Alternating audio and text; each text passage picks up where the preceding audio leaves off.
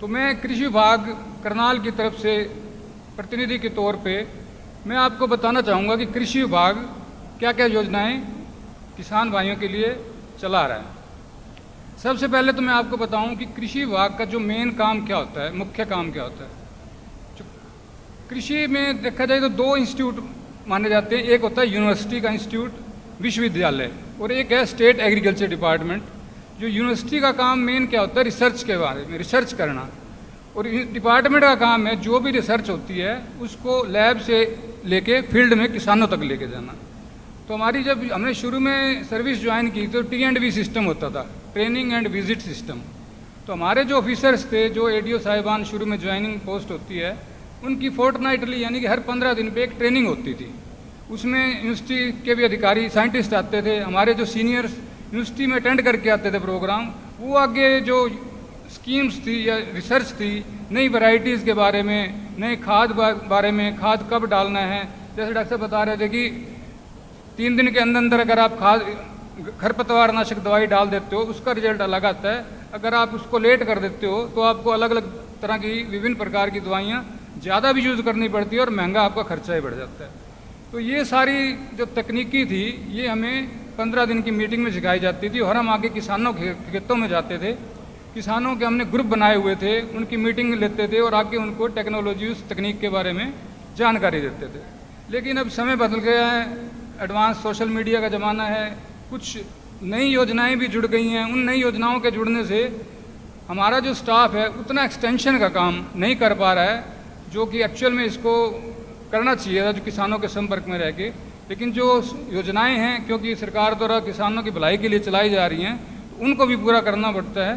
तो उसमें जो मेन योजना चलाई जा रही है उसमें सबसे पहले मैं बताऊंगा आपको कि कृषि विभाग मेरी फसल मेरा ब्यौरा जो एक पोर्टल है आपका, आजकल सभी किसान इसके बारे में जानते हैं। ये स्कीम सन 2016 में लॉन्च की गई थी। ये पोर्टल, इसमें आपको कोई भी अगर किसान भाई मिनिमम स्पॉट प्राइस पे अपनी फसल बेचना चाहता है तो आपको अपना रजिस्ट्रेशन मेरी फसल मेरा ब्यौरा पोर्टल पे करवाना आवश्यक है। इसके बिना मेरी फसल मेरा ब्यौरा पे रजिस्ट्रेशन करवाए बिना आपकी जो मिनिमम स्पॉट प्राइस पे है उसकी खरीद नहीं होती। ये ना केवल आइडिया लेने के लिए कि किसान की कितनी पैदावार हो रही है, क्या वो फसलें उगा रहे हैं, एक बहुत ही इम्पोर्टेंट टूल है, यंत्र है। इससे सरकार को अपनी और योजनाएं में बनाने में भी मदद मिलती है, सारा डाटा इकट्ठा करने में मदद मिलती है। तो सभी किसान भाइयों से इस मंच के माध्यम से मैं अपील करूंगा कि मेरा फसल मेरा ब्यौरा अपना जल्द से जल्द करवा ले। जब भी सीज़न होता है, जब भी अपना समय से करवाएं। कई बार इसमें इशू आता है, हमारे पास कंप्लेंट आती हैं कि पोर्टल किसी और ने रजिस्ट्रेशन करवा ली किसी और के नाम से। ये दिक्कतें तभी आती हैं जब आप अवेयर नहीं हो, आप लेट कर रहे हो। लेकिन फिर भी हम समय समय पर हमारा विभाग कैंप लगाता रहता है कि मेरी फसल मेरा ब्यौरा के बारे में जागरूक करने के लिए या उनको जो परेशानियां आ रही हैं उनको दूर करने में। तो मैं आपको इस मंच के माध्यम से भी एक बताना चाहूँगा, अगर ऐसा कोई केस होता है, किसी और ने आपका रजिस्ट्रेशन करवा लिया है, आपको प्रॉब्लम आ रही है, तो इस रजिस्ट्रेशन को हटाने की पावर जो है वो तहसीलदार साहिबान को रेवेन्यू डिपार्टमेंट में दी गई है। आप अपने संबंधित पटवारी से मिलके उनको अपने कंप्लेंट कीजिए, अपने डॉक्यूमेंट दिखाइए, वो सेटिस्फाई हो जाएंगे तो तहसीलदार जिसने भी पहले रजिस्ट्रेशन करवाई है उसको निरस्त कर देंगे और आप नए सिरे से अपनी रजिस्ट्रेशन करवा सकते हैं।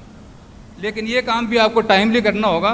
कई बार क्या होता है कि निरस्त तो हो जाता है अगर आप लेट हो जाते हो, लेकिन आपकी रजिस्ट्रेशन होना मुश्किल हो जाता है। तो एक बार दोबारा पुनः अपील कि अपना रजिस्ट्रेशन ज़रूर करवाएं और अपने परिवार में और किसान भाइयों को भी इसके बारे में ज़रूर जागरूक करें।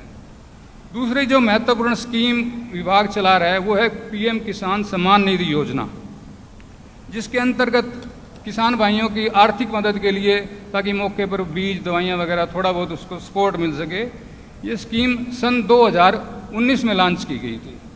इसके तहत कोई भी किसान भाई जिसके पास ज़मीन का मालिकाना हक है, उसके पास ज़मीन होनी चाहिए, उसको 6,000 रुपये सालाना, साल में 2-2 हज़ार करके 3 बारी में वितरित किए जाते हैं। इसमें कुछ कंडीशन है कि जो किसान भाई इनकम टैक्स भर रहे हैं या कुछ किसान भाई प्रोफेशनल भी हैं साथ में, जैसे वकील का काम करते हैं या डॉक्टर का काम करते हैं, या कोई भी संवैधानिक पोस्ट पे है तो उनको इस योजना से बाहर रखा गया है। इसके बारे में भी हम समय समय पर कैंप लगाते रहते हैं, जागरूक करते रहते हैं। तो ये स्कीम 2019 में लॉन्च की गई थी। उस समय जिसके नाम भी ज़मीन थी वो इसका हकदार था, लेकिन कई बार किसानों ने बाद में तकसीम कराई, अपने नाम ज़मीन करवाई, लेकिन अभी तक उनको इस योजना में उनको इस बेस पे शामिल नहीं किया जा सका है। लेकिन अगर किसी किसान का बना हुआ था पीएम किसान सम्मान निधि और उसकी डेथ हो जाती है तो उसको वारिसों को आगे ट्रांसफ़र करने की फैसिलिटी अभी दी हुई है। इसके अलावा पानी जो हमारा मेन सोर्स है खेती का और वो घटता चला जा रहा है, क्योंकि हमारा धान का रकबा बढ़ता चला जा रहा है। तो पानी की बचत करने के लिए भी किसान विभाग जो है एक दो स्कीमें चला रहा है, जैसे मेरा पानी मेरी विरासत। इसके अंतर्गत अगर किसान भाई धान को छोड़ के मक्का या दाल वाली फसलें या चारा या इवन एक साल खाली भी छोड़ता है तो उसके लिए भी किसानों को प्रोत्साहन राशि सरकार द्वारा दिए जाने का प्रावधान है। और इसके लिए 7,000 रुपये पर एकड़ का प्रोत्साहन राशि दी जाती है और अभी घोषणा की गई है कि ये राशि शायद बढ़ाकर 8,000 रुपये भी कर दी जाए। इसके अलावा जो धान पानी को बचाने के लिए दूसरी स्कीम चलाई जा रही है वो है DSR, धान की सीधी बिजाई। जैसा कि आप जानते हैं रूटीन में हम ट्रांसप्लांटिंग जो विधि से करते हैं उसमें पानी की बहुत ज़्यादा ज़रूरत पड़ती है, और DSR के अंदर आप जो धान की बिजाई है मशीनों के द्वारा सूखे में या बत्तर कंडीशन में करते हैं तो उसमें पानी की जरूरत काफ़ी हद तक 1/3 के आसपास कम हो जाती है।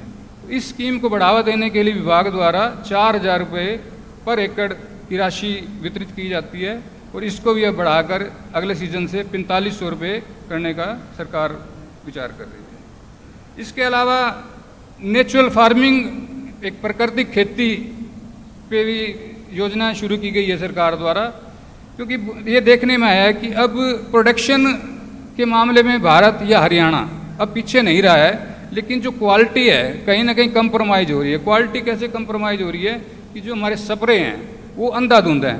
अभी डॉक्टर विजय ने भी बताया था कि पड़ोसी को देख देख के लोग स्प्रे करते हैं, और दुकानदार भी हैं वो एक बजाय उसको 2-2 3-3 की गठड़ी बांध के दे देते हैं।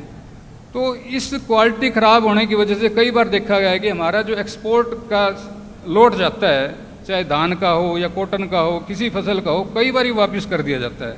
तो इसको चेक करने के लिए और थोड़ा पेस्टिसाइड को कंट्रोल करने के लिए हेल्थ जो बेनिफिट हैं, जो आप देख रहे हो आज हर घर में कोई ना कोई बीमारी है, BP, कैंसर वगैरह, तो ये कहीं ना कहीं जो पेस्टिसाइड है हमारे खाने से जुड़ी हुई। तो नेचुरल फार्मिंग को बढ़ावा देने के लिए देसी गाय की खरीद पर 25,000 रुपये की सब्सिडी है, तथा उसमें जो ड्रम वगैरह प्रयोग होते हैं उस 4 ड्रम के ऊपर एक किसान को 750 रुपये सब्सिडी देने का प्रावधान है। और इसके लिए अगर कोई किसान भाई ट्रेनिंग करना चाहे तो कुरुक्षेत्र में गुरुकुल में उसकी ट्रेनिंग भी करवाई जाती है। तो आप इस संबंध में आप मुझे भी नाम नोट करवा सकते हैं, या जो आपके संबंधित यहाँ पे अधिकारी कर्मचारी हैं ट्रेनिंग के लिए आप उनको भी नोट करवा सकते हैं। तो एक मेन हमारी जो CRM की स्कीम क्रॉप रेजिड्यू मैनेजमेंट, जो आजकल बड़ा ही हॉट टॉपिक है, जगह जगह फसल अवशेष जलाने की जो कोर्ट की भी सख्ती है, नेशनल ग्रीन ट्रिब्यूनल भी सख्ती कर रहा है, और इवन अधिकारियों पे भी इसकी दिक्कत आ रही है। उसको ऐसा ना हो, फसल किसानों को जागरूक करने के लिए जैसा कि आप जानते हो समय समय पर न केवल कैंप लगाए जाते हैं बल्कि फसल अवशेष ना जलाने वाले किसानों को प्रोत्साहन राशि भी सरकार देती है, जो 1,000 रुपये पर एकड़ है। चाहे आप अपनी ज़मीन में अवशेष मिला दो या उसकी गांठ वगैरह बनवाकर अपने खेत से बाहर निकाल दो। उसके लिए भी CRM के तहत मशीनें भी वितरित की जाती हैं जो फसल अवशेष प्रबंधन में काम आती हैं। वो इवन 80% तक सब्सिडी है उन मशीनों पे, स्ट्रा बेलर वगैरह हैं, हे रैक वगैरह हैं। तो आप सभी किसान भाई इसका भी लाभ उठा सकते हैं। और इस आगजनी में जो किसान नहीं मानता है उसके लिए देखो जुर्माना वगैरह प्रावधान है, सो बातें मैं उसका जिक्र नहीं करूँगा। मेरी एक ही अपील है कि आप अपने खेत को मैनेज करें और ऐसी नौबत ना आए। हमें अपने ज़िले में कम से कम ऐसा एग्जाम्पल सेट करना है कि यहाँ किसान जागरूक हैं और इतने ज़्यादा इंस्टीट्यूट हैं। और ये देखने में आया कि इसमें कोई शक नहीं है, कमी भी बहुत आई है, पिछले साल बहुत कम घटनाएँ हुई हैं। और आगे भी आपसे हम उम्मीद करते हैं किसान भाई अपनी मिट्टी की हेल्थ को बनाए रखते हुए फसल अवशेष प्रबंधन में मदद करेंगे। फिर एक प्रधानमंत्री फसल बीमा योजना भी विभाग द्वारा चलाई जाती है, कई बार ओलावृष्टि से, ज़्यादा बारिश से, कई बार सूखा पड़ने से या बीमारी आने से नुकसान हो जाता है, तो किसान उस नुकसान को सहन नहीं कर पाता, तो बहुत कम प्रीमियम पे किसान भाई अपनी फसल का रबी में भी खरीफ में भी बीमा करवा सकते हैं।